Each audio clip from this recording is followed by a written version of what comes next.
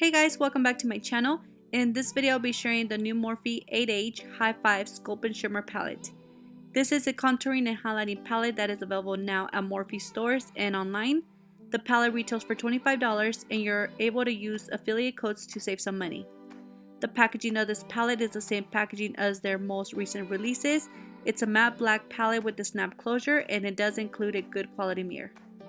In the palette you get 8 shades, 4 are contour shades and 4 are highlights.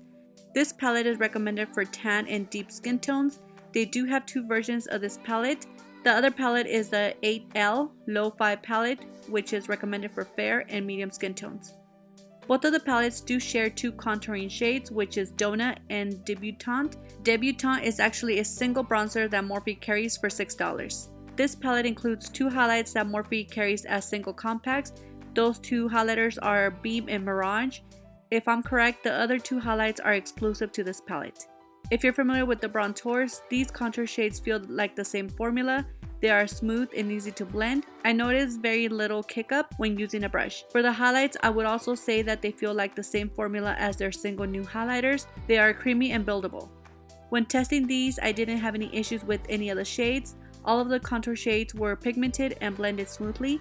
Same for the highlighters, they were very creamy and buildable. My favorite highlight shade out of the palette is Big Bang. It's a color that I don't have any highlighters similar to this one. It's a very pretty sparkly gold. But if you're not into sparkly glittery highlighters, I doubt you'll like this one. So let me know what you guys think about this palette. Are you guys planning on getting it? And I hope you guys find this video helpful and I'll see you guys very soon on my next video. Thank you guys so much for watching.